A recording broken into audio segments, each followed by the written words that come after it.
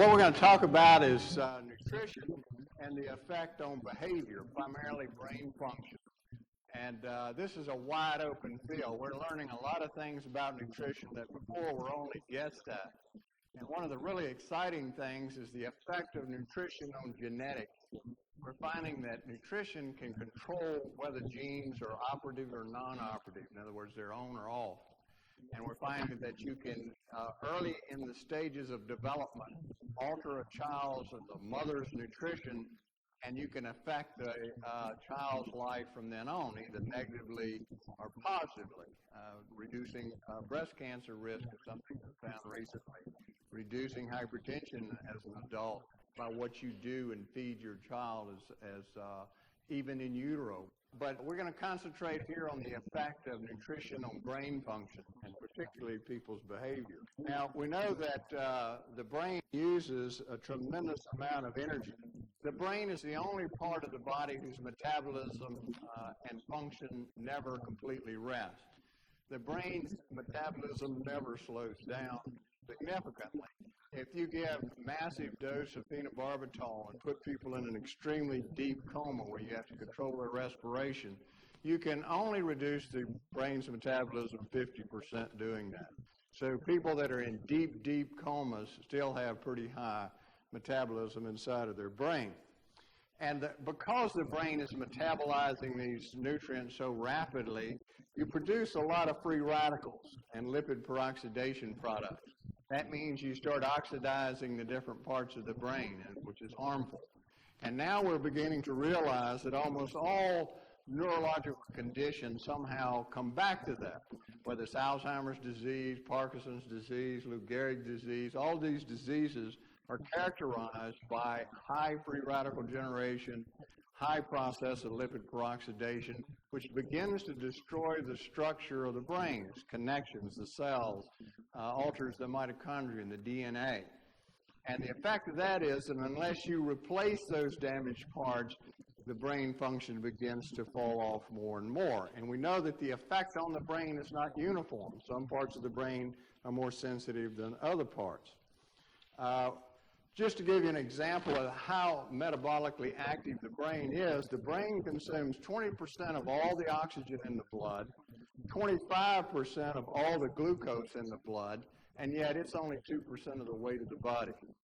So it is an enormous metabolic factory going on in all of these cells inside of the brain. The other thing that's important to remember, just like all parts of your body, is the brain is constantly being replaced. Every component in the brain is replaced. Some take years, some take decades, but we're finding out that some of the most important components, primarily the omega-3 fatty acid like DHA, is replaced very, very rapidly within about 2 weeks. And what this means is if you're deficient in it, your brain begins to change its structure very quickly so that the brain cannot function because one of its vital components is missing, and it only takes about 2 weeks of deficiency to produce that. Now, one of the first hints that there might be a connection between what you eat and your behavior was by Dr. George Gould back in 1910. So we see this is not completely new. And then we see in 1935, it was found that hypoglycemia, low blood sugar, could mimic many of the serious neurological and psychological conditions, like anxiety, neurosis, hysteria, neurasthenia, and even psychosis could be imitated by people becoming hypoglycemic. And then in 1973, Dr. Wendell and Beebe found that there was a 74% incidence of hypoglycemia in people who had schizophrenia, the type of schizophrenia associated with anxiety. In other words, a very hyperactive schizophrenic. Almost three-quarters of them were hypoglycemic. And we'll see what that does. And we're seeing a strong connection between sugar metabolism, carbohydrate metabolism in the brain, and various psychological conditions. For instance, they found 60% of the members of families that have hyperactive children either have diabetes, obesity, alcoholism, all three, which are all sugar consumption problems. So there's a very strong correlation there in hyperactivity in children. More research indicated that 75% of all prisoners were hyperactive as children. So it's taking it back all the way to this childhood that was programming that child for criminal behavior later in their life. Now, why would sugar have such a profound influence on brain function and psychological function? Well, when the sugar is in excess, it produces excess release of insulin. When insulin is released, you get hypoglycemia if it's excessive. That is, the blood sugar falls. When the blood sugar falls, it does two things. One, your body is trying to get that blood sugar back up because it needs that sugar for its energy metabolism. So it stimulates the adrenal gland to release two hormones. These are called epinephrine and norepinephrine. These are the hormones that make you jittery and nervous when your blood sugar falls. So if these hormones are stimulating the brain to increase activity. Also, when the brain becomes hypoglycemic, it releases one of its neurotransmitters called glutamate. Glutamate is the primary neurotransmitter for excitability. So it is the primary thing that turns the brain's activity into high gear. So both of these, the norepinephrine, epinephrine, and glutamate, are producing a state of hyperactivity. Now let's look at the effect of crime and nutrition. This was done by Dr. Stitt, who was a probation officer in Ohio, who did some research on the effect of diet and probation violators. And what she found is that those who remained on a bad diet, a lot of sugar, a lot of junk food, a lot of food additives like MSG, NutraSweet, these things, when they stayed on that, 56% of them ended up violating their probation by committing some antisocial act, robbery, violence, etc. But if they were switched to a healthy diet, only 8% ever broke their probation. So there was a tremendous change in their behavior just by changing their diet. And these are felons. When they looked at narcotic abuse, they found the same thing. Is that those who maintained the bad diet, the high sugar diet, junk food diet, 47% of them continued to use narcotics while they were on probation. Whereas those who were switched to the better diet, only 13% of them violated their probation by using narcotics. So it's a rather profound effect. It's not a minor effect. They also coincidentally found there was a dramatic reduction in suicides. So there was a strong correlation between this high sugar, high junk food diet and suicidal behavior. Now, the Alabama prison system also did the similar study. They changed the diet of some of the prisoners and used the others as control. They found that there was a 42% reduction in criminal events when they changed these criminal diets, and that there was a 61% reduction in antisocial behavior at 1 year. Another example of the profound effect of diet. Now, just to give you a personal case, this is Raymond. Raymond was arrested for assaulting his girlfriend. He actually tried to kill her. They were just arguing over something that was non-consequential, just silly. But he flew into a rage, pulled his .357 Magnum, grabbed her, put it up to her head to shoot her, and she knocked it out of the way with her hand, and he shot through her hand. She wouldn't file charges against him, but the state charged him with firing a weapon inside the city limits, so they arrested him. Well, Dr. Stitt went back and looked at his history, and what she found out is that age 4, his mother said he had these weak spells when he was playing. And he gets so weak he couldn't hardly play any longer. She'd give him a little sugar, and then he would get back into his full activity and be fine until his blood sugar fell again, and it kept repeating. At age 13, she noticed there was radical mood swings, and that his grades were beginning to fail. And he would have violent outbursts.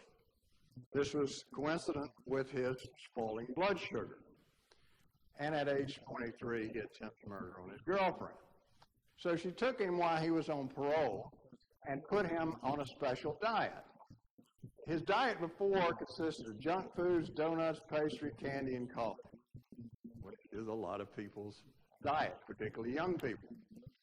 And what they found is when they took him off all of this and put him on healthy food, He never broke his parole again, and he didn't commit any more violent acts. He was a changed person.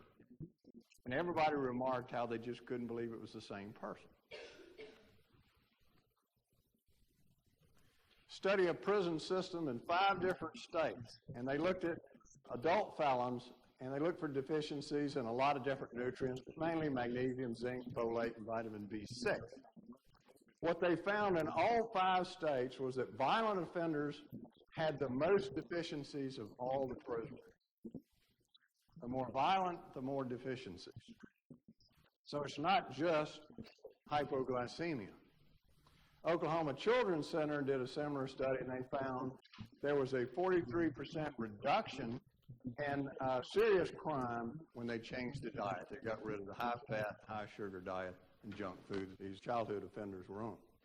When they wanted to objectify it and say, well, is there any objective evidence of change in brain function, they look at EEG function in felons. These are serious criminals, and what they found is that there were about 14 different abnormalities in their EEG. When they switched their diet, it went from 14 to 2 abnormalities. So the EEG improved considerably, and one child went from 6 to 0 abnormalities with giving a simple vitamin. And they found that even marginal deficiencies in nutrition could cause criminal behavior to surface in these susceptible individuals, which are pretty high numbers. Selenium is one of the things we find that has a lot to do with brain function. There's a lot of new studies on selenium and brain function. Before, we thought selenium mainly had to do with things like antioxidant activity. We thought it was for the health of the liver and the heart. Now we understand that actually it has things to do with the functioning of the brain itself, particularly behavior. We find that deficiencies in selenium are commonly associated with depression and periods of confusion, and that when you elevate the selenium intake, there was a significant improvement in people's mood. And newer studies have shown that it does indeed play a major role in how the brain functions. So deficiency is very detrimental to the brain. Now, all right, let's look at one of the major offenders, and that's sugar consumption. In 1900, Americans consumed about 4 pounds of sugar a year. That's not very much sugar. Now they consume about 129 pounds a year, a 2,500% increase in sugar consumption. So we've seen multiple large studies, well-controlled studies, that the amount of sugar in your diet has direct activity in terms of your criminal behavior, your propensity to violent acts, and to antisocial behavior. And we're consuming more than ever. 57% of this sugar comes from processed food. It's not putting a spoon of sugar in your coffee. It's hidden in your foods, particularly processed foods. The leading source of all sugar in the American diet is fruit juices and sodas. 43% of all the sugar is coming from those 2 sources. And if you go anywhere, there's young people, they're drinking sodas.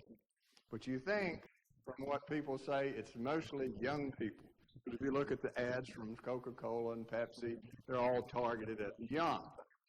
And what do mothers do when their babies get old enough to start giving them some table food and juice? They give them apple juice, which is about one of those little cardboard containers.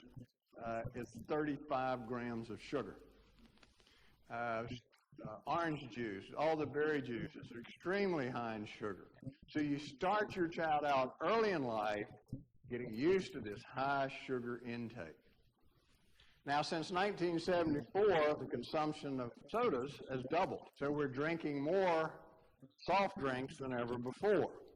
Teenagers are drinking an equivalent of 54 teaspoons of sugar a day, just from the sodas. The nutritionists say that your limit should be 10 teaspoons a day. So they're consuming about 5 times more than that. And of course, some are 10 times that. You have these great big drinks that you get at McDonald's, and they think nothing of drinking. That's the thing to do. If you're thirsty, you drink something that has sugar in it. Study from UNC at Chapel Hill, they looked at adults aged 49 to 50 and found that they increased their intake of soft drink consumption 250%. So it's not just the young people. And ironically, when they looked at those over age 60, they had increased it 300%. Well, metabolically, we know when you consume a lot of sugar, what it does is it dramatically increases the free radical generation in your brain. And it produces cross-linking of the proteins in all of your cells that dramatically increases the damaging effect of these free radicals. The bottom line is it makes every cell in your body age much, much faster, particularly brain cells. People who consume a lot of calories, particularly in sugar, their incidence of Alzheimer's disease is about 6 times higher than everybody else. So your caloric intake, particularly in sugar, has more to do with Alzheimer's disease than a lot of things that people think are related. It's estimated that 50% of the population in the United States has reactive hypoglycemia. What this means is if you eat something with sugar or drink something with sugar, your blood sugar will fall dramatically because of an oversecretion of insulin. It gets so low, you start getting these symptoms of being very anxious, angry, trembly, weak, where you feel like you just have to hurry up and eat something with sugar in it, or you're going to pass out. And some people do pass out and have seizures, and some people die from reactive hypoglycemia. And again, it goes back to sugar, stimulates insulin release, which causes hypoglycemia, which stimulates the adrenal glands to secrete cortisol, epinephrine, norepinephrine, makes the brain secrete glutamate, the excitotoxin, and all of this results in hyperactive behavior. But it also results in permanent brain damage. Now, numerous studies have shown there's a close correlation between alcohol abuse, hypoglycemia, and criminal behavior. If you look at the most violent felons in prison, most of them are hypoglycemic, most of them are alcohol abusers. And we know that the violent felons, when they drink alcohol, their blood sugar falls tremendously. They're getting a hyper-reactive effect from the alcohol. And I remember a young man in my practice one time came in and he had lost all the vision and half of his visual field. He couldn't see anything on one side. And what happened is he was drinking, his blood sugar fell, it fell so low he went into a coma, and he had a stroke on one side of his brain and the visual portion of his brain. And that happened. And young people don't know that can happen, but it's not that uncommon. You can have seizures and you can die during these spells. An interesting correlation between alcoholism and hypoglycemia. In this study, they found 97% of alcoholics were hypoglycemic, compared to 18% for the control. And the reason the alcoholic continues to drink alcohol is because the alcohol is the source of tremendous energy. And so when their blood sugar falls, they drink the alcohol, they feel better, and their blood sugar falls again, they drink more alcohol, and it's just an unending cycle. Now, this is what happens when you treat the hypoglycemia. They found that if they treated the hypoglycemia, 71% of alcoholics became sober. Alcoholics Anonymous best rate is only 25%. So correcting one condition corrected another condition. And if you look at the FBI statistics, most of the violent crimes in the United States are connected to alcohol. Most of your auto accidents are connected to alcohol. Most of your road rage are connected to alcohol because it's producing the same effect that the sugar's producing. Now, the most aggressive effects of this is in people who have abnormalities of the temporal lobe of the brain. The temporal lobe is not just for memory, but it's the elaboration center for your emotions, particularly things like anger. Connects to the amygdala, a nucleus in the brain that has to do with anger. And we find that if people with temporal lobe dysfunction become hypoglycemic, they become enraged. These are the people who have road rage. These are the people who, in a moment of anger, stomp somebody to death, or picks up a knife and stabs somebody to death, just out of the blue. Or things that are so minor, most of us would just shrug it off, but they don't. Because it triggers their temporal lobe, their anger centers in their temporal lobe, and they lose all control. We call it the discontrol syndrome. And working in emergency rooms for many, many years, I can tell you, all the alcoholics I've saw come in, some of the most violent people were the alcoholics. And it would take everybody in the emergency room to hold them down. They had tremendous strength, and they were like enraged animals. And that's why you see these things, the road rage. When you hear about it, you think, how could someone do that? Well, it's not a conscious act of them doing it. It's the fact that you have lowered their blood sugar or had an effect of one of these nutrients on their brain function that drives them like wild animals. If I put an electrode in your brain and I stimulate that same center, you will attack whoever's closest to you and you'll try to kill them, and you can't stop them. So this is the effect that nutrition can have. They looked at a group of Indians in Peru, found that 55% were hypoglycemic. It is the most violent people on earth. It's one tribe. And they found it because they're hypoglycemic. I'll cover that a little bit more later. Now, sugar's not the only thing that can make you hypoglycemic. Aspartame, NutraSweet, and monosodium glutamate are both powerful stimulators of insulin release. They will both make you powerfully hypoglycemic. And this is one of the paradoxical things about this sweetener, aspartame, is if you look at the studies, particularly the ones reported to the FDA, one of the big complaints is it causes weight gain. Everybody's drinking it because they think it makes them lose weight. Actually, it makes you gain weight in a lot of people, and that's because it makes you hypoglycemic, so you tend to eat and snack and nibble. You gain weight. Monosodium glutamate will do the same thing. Now, the food manufacturers know this. That's why they put so much MSG in food, because it makes you hungry and you eat more of their food. And we know that MSG can induce intense rage if you just put minute concentration in this part of the brain. If you do a little micro injection, you can make a mouse attack a cat. And it can even kill the cat. I mean, it is an intense rage that's almost uncontrollable. Now, when you're hypoglycemic and you add MSG at the same time, you produce a tremendous magnification of this effect. Now, this happens in society all the time. If you go and you have your soda and you're drinking it, and you're nibbling on some Doritos, which are very high in MSG, that's why they taste so good, and your MSG level, your glutamate level in your blood starts to rise. The glutamate stimulates insulin release. The sugar stimulates insulin release. Your blood sugar falls, and in susceptible people, which is a lot of people, you can fall into severe rage. So it's a tremendous effect. Of course, excitotoxicity destroys brain cells. Now, we also know that there are several amino acids can make you severely hypoglycemic. For instance, taurine, glutamine, valine, isoleucine, and leucine. All can produce profound hypoglycemia. In fact, leucine hypoglycemia in children will kill babies. This is a recognized reason for sudden death.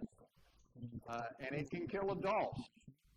Now, in a Finnish study, Verkuken in 1983 studied violent offenders in prison. And what he found is that the impulsively violent offender, that is the one who just would attack you out of the blue and beat you senseless or stone you to death, their blood sugar fell suddenly and it rose very quickly. So in other words, the blood sugar would fall and it would come back up quickly. And those were the ones who were the most violent. And the antisocial offender, that is the guy who can steal and shoplift but not necessarily violent, his blood sugar would fall, but then there was a slow rise coming back up. And we know that it's changes in blood sugar that can produce dramatic alterations in brain function and cause these antisocial behaviors. In fact, there were even cases in which we found people would become kleptomaniacs because of high sugar intake. There's an interesting case of a woman who was going to stores stealing like crazy. She got arrested. They found out she was a reactive hypoglycemic. They corrected it, and she never had any more problems with that again. So you can get some rather bizarre behaviors from this. Dr. Ron Prinz at the University of Florida in 1980 was the first to study behavioral effects systematically in children to see what it would do to children. And he found that children were eating about 40% of their calories as sugar.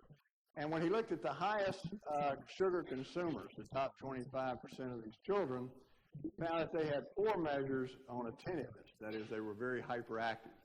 These are the kids that are bouncing off the wall that we go and put on Ritalin. Dr. Jane Goldman, University of Connecticut, 1986, she looked at something interesting. She gave the amount of sugar that's equal to what's found in a Coke and found that mental performance by 30 minutes had significantly declined. It had maximized at an hour, and that the people drinking the Coke made twice as many mistakes in a test than those who were not drinking Coke. So sugar consumption also has a lot to do with how well you can think. And the harmful effects usually subsided about an hour and a half after they had consumed the drink. Now, Judith Workman and her husband is a neuroscientist, works mainly with nutrition of the brain at MIT, found there's a strong correlation between sugar intake, behavior, brain, and serotonin function. Well, all these drugs, what we call SSRI drugs, they're the drugs that regulate and make your brain serotonin level go up.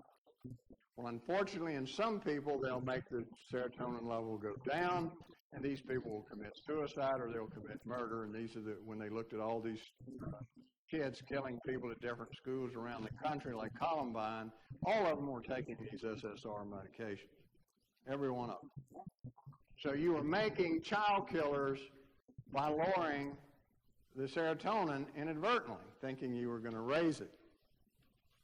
Well, we know that serotonin levels is correlated with carbohydrate levels. And you can create killer mice, like I was talking about, just by lowering brain serotonin levels.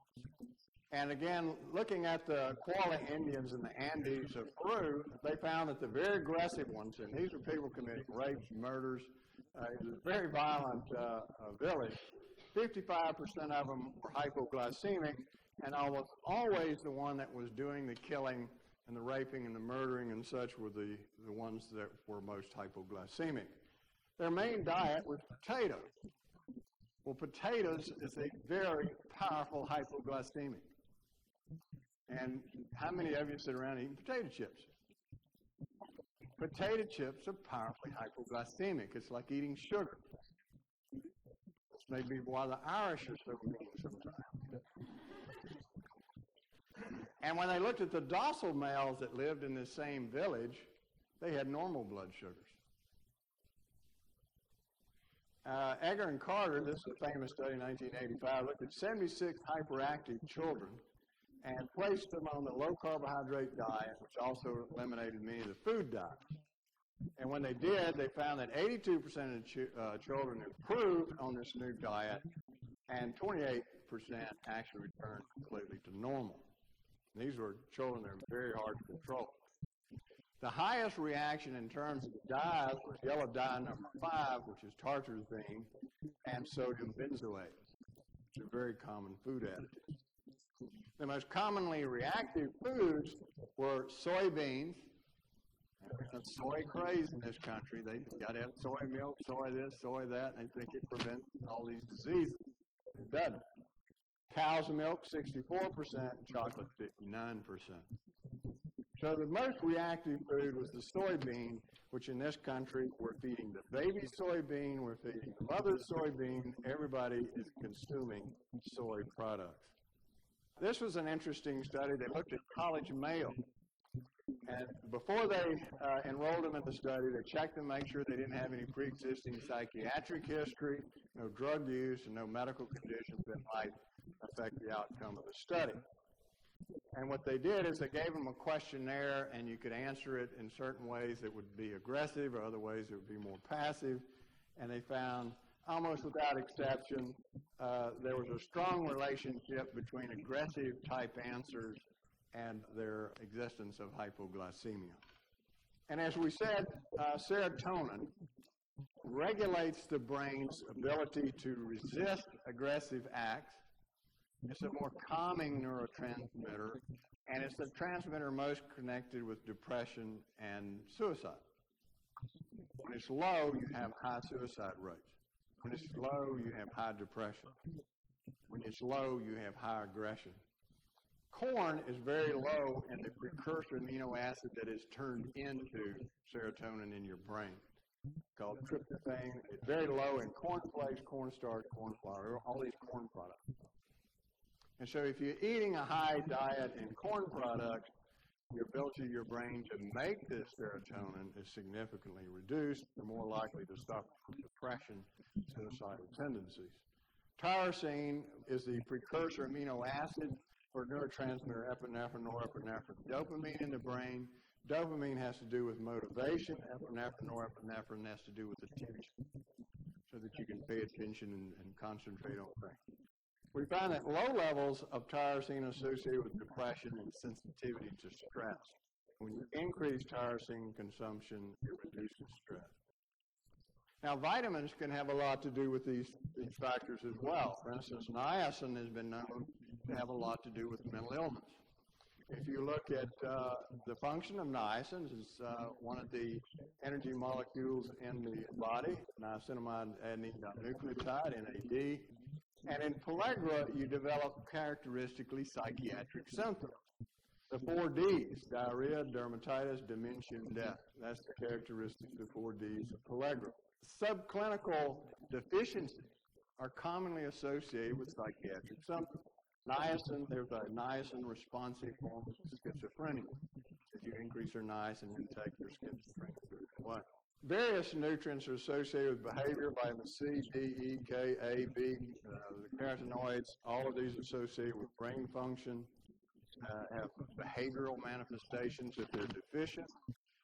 B1 deficiency, thiamine, associated with beriberi. You have insomnia, memory failure, depression, chronic fatigue, personality change is the characteristic of beriberi. And again, we see subclinical deficiencies in the United States. If you're consuming a lot of carbohydrates, it depletes your vitamin B1. So that's how you end up with a thiamine deficiency in the United States. And it's closely connected to magnesium deficiencies. Now, a national survey of adolescents in this country found that 60% were deficient in iron, 57% in vitamin A, 43% in C, 39% in vitamin B1, 30% in protein, and 16% in riboflavin. So being an advanced industrial nation, we sure have a lot of deficiencies in critical nutrients that operate the brain, that controls your behavior. So these are not uncommon problems.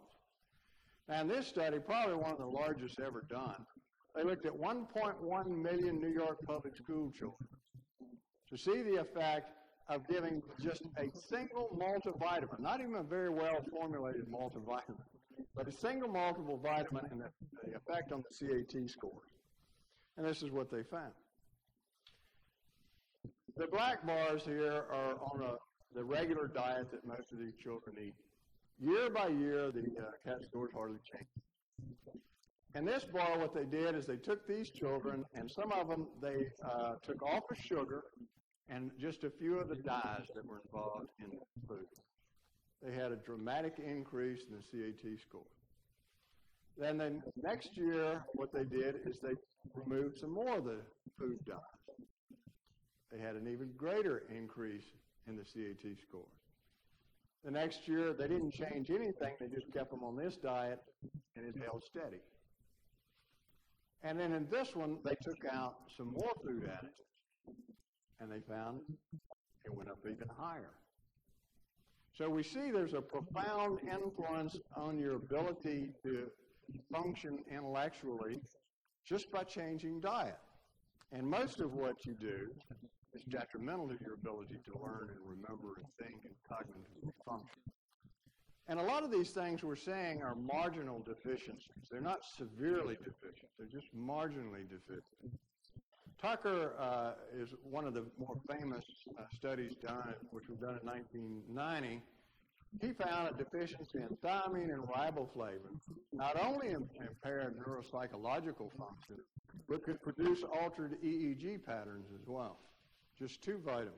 We looked at 260 adults over 60 years of age and found an association between the status of vitamin C, riboflavin, B12, folic acid, and concept learning, which is one of the more sensitive measures of brain function.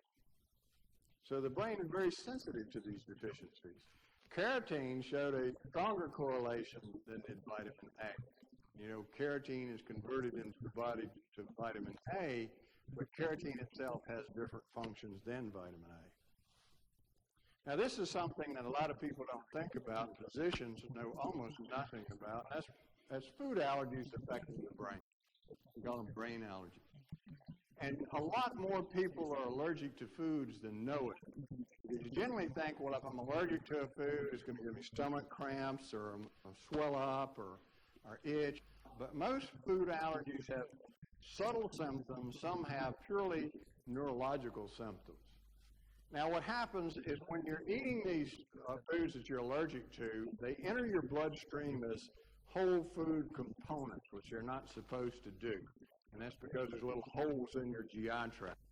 When these food components get into your blood, your immune system recognizes it and you get an immune reaction. And that intense immune reaction also goes on in the brain. So as the brain's immune system is also activated, it releases toxic components, including glutamate, and that's what causes the neurological dysfunction. And you can get all kinds of symptoms from food-triggered immune reactions. Lethargy, stupor, disorientation, paranoia, delusions, hallucinations, agitation, rage, panic attacks, criminal behavior, and even seizures. And one of the interesting connections with food allergies is schizophrenia.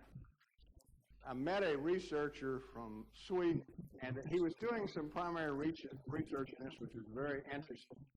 And they found that schizophrenics, 88% were allergic to wheat, 60% to milk, 50% to corn, 100% of them are allergic to either gliadin or gluten, which is added to breads and pastries and stuff. It's in almost all the bread as part of the wheat product.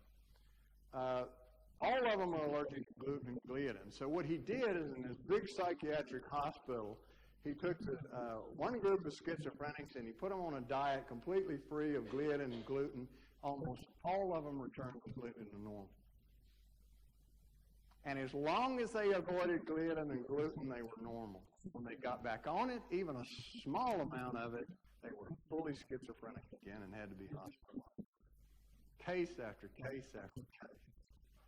So that shows that this can have a terrible effect on brain function and could end up in a mental institute. Now, ironically, food allergies often make you crave the very food you're allergic to. So you see people are allergic to a food, and that's what they want to eat. They'll eat it and eat it and eat it, and of course, every time they do, they get sick. Now, I don't know how many people we've had that complained of unable to think, cloudy thinking, and you found a food allergy, took them off the food, and they're just amazed. They say, I can't believe how clearly I can think now. So these are profound facts. And this has all been worked out in the laboratory. We can demonstrate this. We know the immune cytokines that actually do it. The same effect happens with over-vaccination.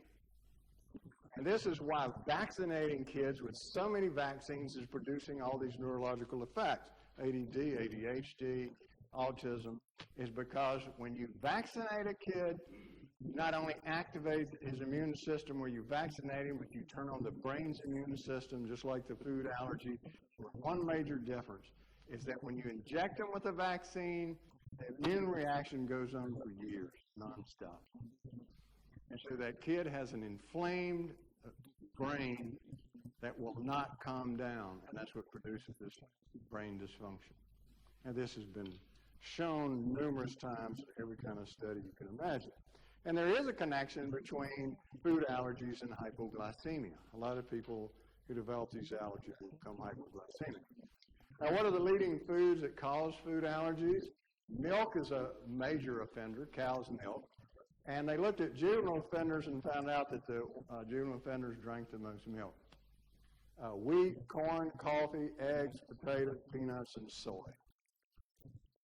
And most people don't know that soy is a leading candidate for food allergy, and we have just millions of people drinking and eating as much soy as they possibly can because they've been misled into thinking it prevents breast cancer and prostate cancer, which there is no firm evidence it does, but there is evidence that soy will make breast cancers grow faster.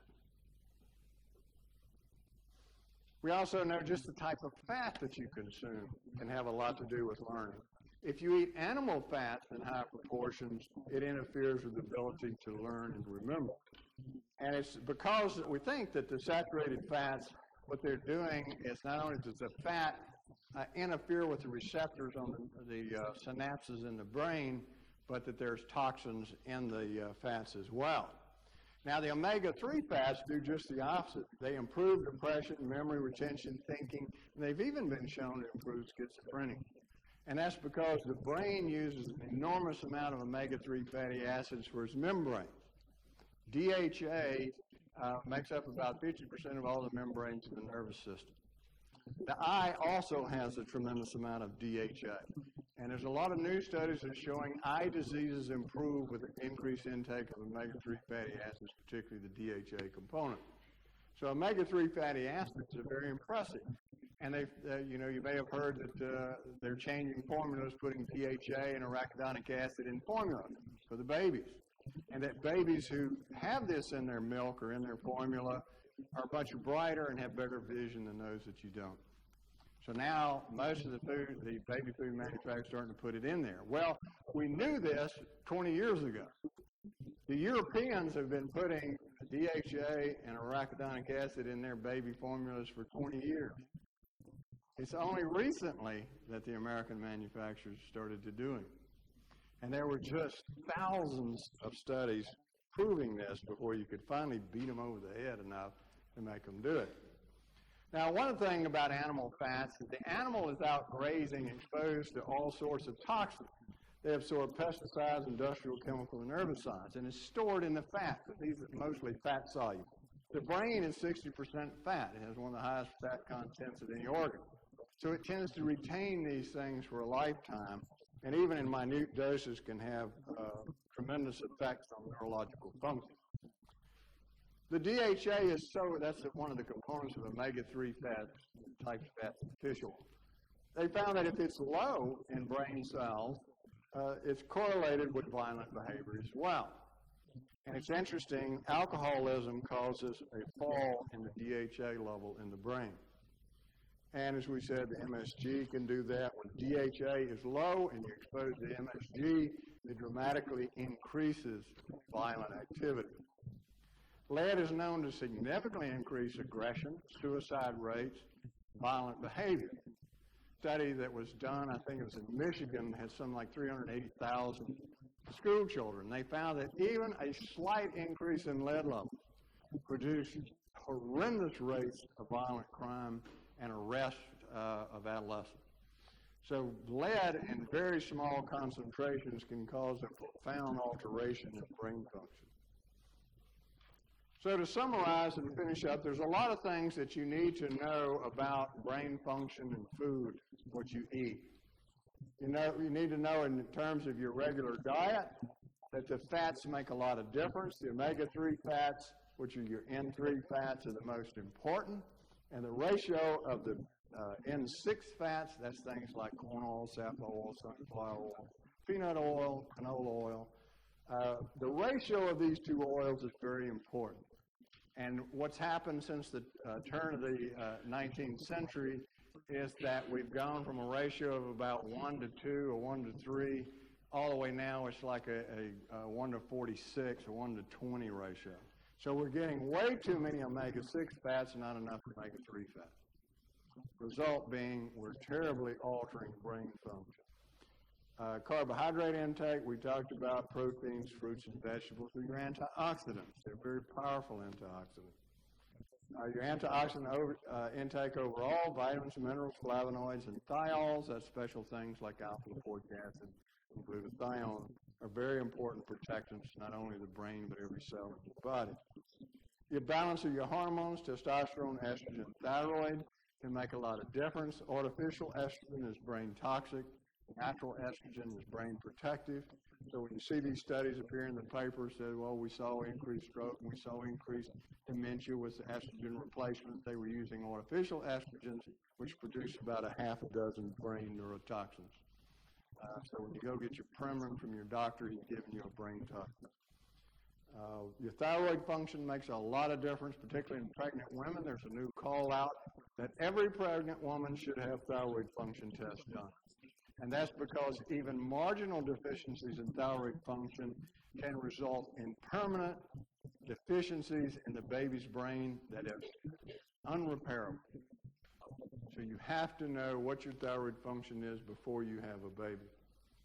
Environmental toxins are critically important: aluminum, mercury, lead, cadmium, fluoride, MSG, aspartame, pesticide, herbicides, industrial solvents, food dyes, and excessive vaccination. All of these things play a profound role in brain function, brain toxicity, and your behavior. These aren't minor things. And the other things, these are additive and synergistic effects. If you look at the average person's exposure, what they're exposed to is every one of these, and some in very high levels. So this isn't, you don't say, well, I'm not around pesticide. Well, you are. There's no one on Earth. When they measured pesticide levels in the North Pole, they found it up there. Everywhere on Earth now has pesticide levels and herbicide levels. And we're beginning to find that a lot of these agents can produce profound neurological effects that have nothing to do with the enzyme they're supposed to affect in the bugs. It's a different effect. So I think I'll pause it there and just